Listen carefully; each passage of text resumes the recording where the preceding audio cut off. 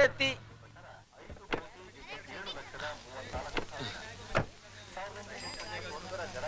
മെല്ലെ. എങ്ങോട്ടാ? കിഷൻജിയുടെ വീടല്ലേ? അതിന് ഇവിടം വരെ മതി തന്റെ ഡ്രൈവിംഗ്. ഇതിനപ്പുറത്തോട്ട് ഞാൻ സ്വയം ഡ്രൈവ് ചെയ്ത് പൊയ്ക്കണം കേട്ടോ.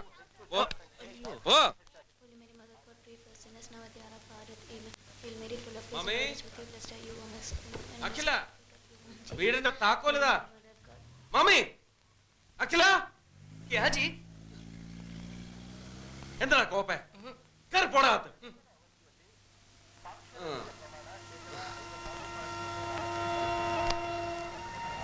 അഖില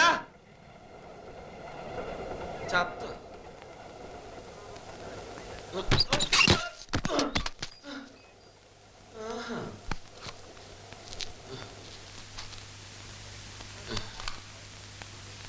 പൂട്ടിയില്ലേ?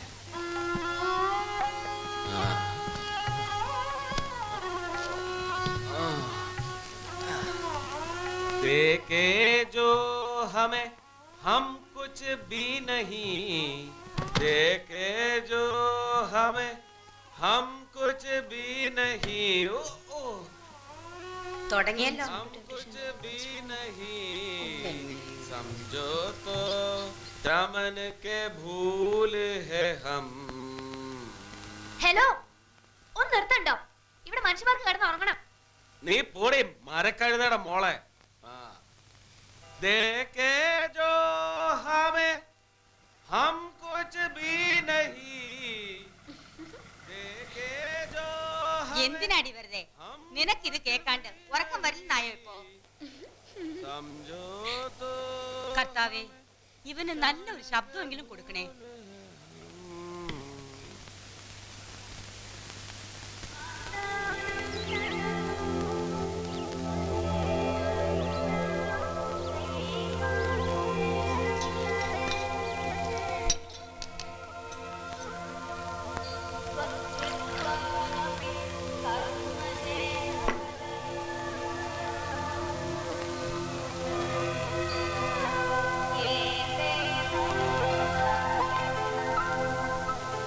Kichu, Kichu,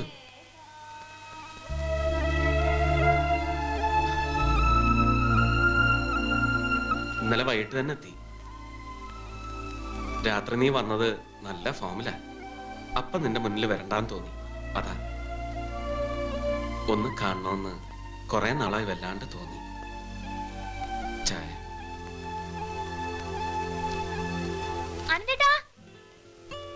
good morning. Good morning.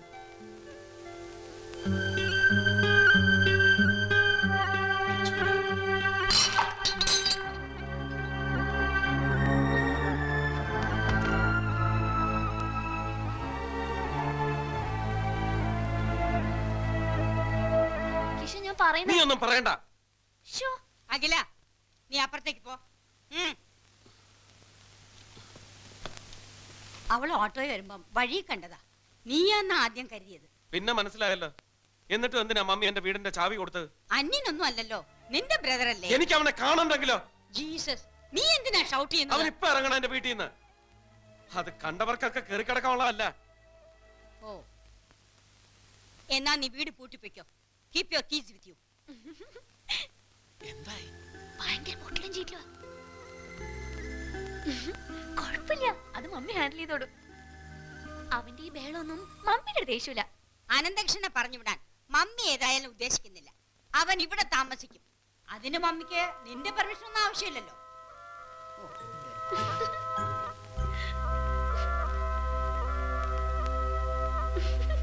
മമ്മിയുടെ കൺട്രോൾ എത്തി തുടങ്ങിയിട്ടുണ്ട്.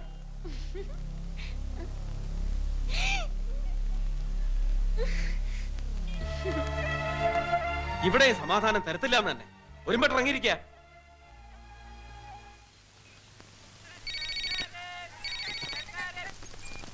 ഹലോ. എന്താടോ കാലത്തൊരു വല്ലാത്ത ഹലോ? ഉണന്നേ ഉള്ളൂ. 10 മണി വരെ കിടന്നുറങ്ങ. ആ പിന്നെ ജീവൻ നമ്മുടെ വണ്ടി പിടിച്ചു കേട്ടോ. ആരാവന്റെ ഇൻഫോർമർ എന്നറിയാവോ? പറഞ്ഞാൽ നീ വിശ്വസിക്കില്ല. നമ്മുടെ ജഗൻ. ആ ജീവിത പ്രാരാബ്ദമല്ലേ മനുഷ്യനെ കൊണ്ട് ഓരോരോ കാര്യങ്ങൾ ചെയ്യിക്കുന്നത്. നിനക്കറിയോ, ഐ ജി ഓഫീസിലുണ്ടല്ലോ, ഞാൻ ചില തമാശയൊക്കെ ഒപ്പിച്ച് വെച്ചിട്ടുണ്ട്.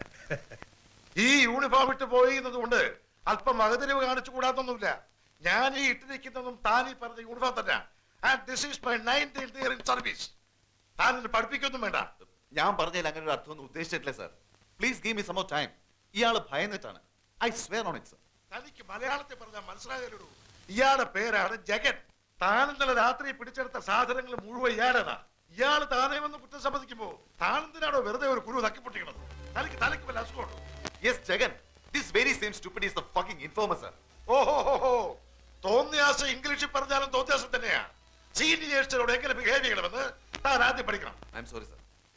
മതി, അധികം വിശദീകരണമൊന്നും വേണ്ട. പറയുന്നത് പോലെ ചെയ്താൽ മതി. വണ്ടി ഓടിച്ചിരുന്ന ഡ്രൈവർ കരയില്ലായിരുന്നു, അതിനകത്ത് ഉണ്ടായിരുന്നു. അയാളെ ഉടനെ റിലീസ് ചെയ്യുക. ജാമ്യമായി അഡ്വക്കേറ്റ് സുബ്രഹ്മണ്യം പോയിട്ട് സ്റ്റേഷനിൽ കാത്തു നിൽക്കുക. ദേ, ഈ പേപ്പറിൽ ഒപ്പിട്ടിട്ട് നേരെ അങ്ങോട്ട് ചെല്ലേ. എനിക്കിവിടെ വേറെ ജോലിയുണ്ട്.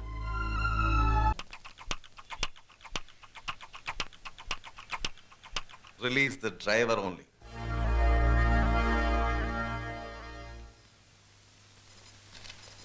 ഇത് ഇങ്ങനെയൊക്കെ ആവുമെന്ന് എനിക്കറിയാമായിരുന്നു സാർ. ഇതിലൊന്നും കുലുങ്ങുന്ന ആളുകളല്ല. വെറുതെ സാർ നമ്മള്. ഞാനും പ്രതീക്ഷയോടെ ഇങ്ങനെ എന്തെങ്കിലുമൊക്കെ. ഇതെന്താ സാർ? ഇവരുടെയൊക്കെ സ്വത്തുവകളുടെ ഡീറ്റെയിൽസ് വേണം. അവരുടെ ഭാര്യമാരുടെ മക്കളുടെ എല്ലാം detail report. Sir DIG? Yes, and it's top secret. Sir hello. Yes.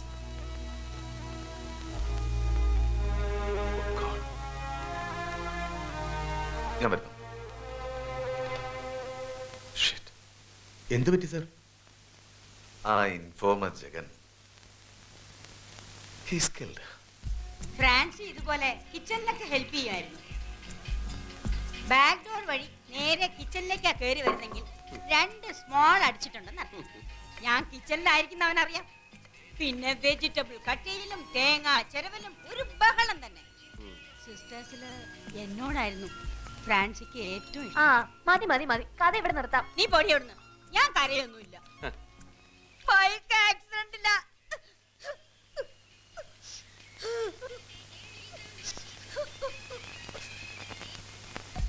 Sorry, ഞാനൊരു സൺഡേയുടെ മൂഡ് സ്പോയിൽ ചെയ്തു അല്ലേ? അനന്ത് ലഞ്ചിനുണ്ടല്ലോ. ഇന്ന് ചർച്ചിൽ പോണ്ടാന്ന് പറഞ്ഞപ്പോഴേ ഞാൻ വിചാരിച്ചതാ ഇന്ന് ലഞ്ചിന് പഴംപുരാണാവും വിളമ്പാന്ന്. ഫ്രാൻസി മരിക്കുമ്പോഴേ ഇവക്ക് 3 വയസ്സാ.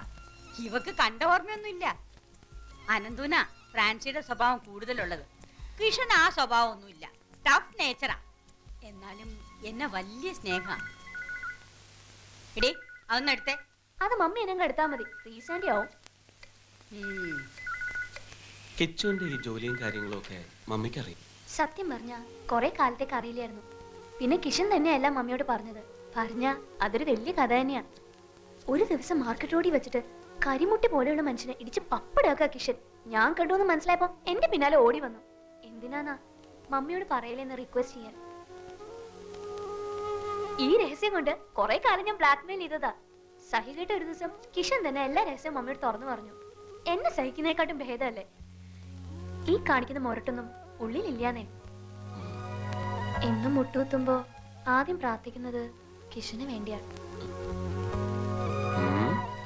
മമ്മി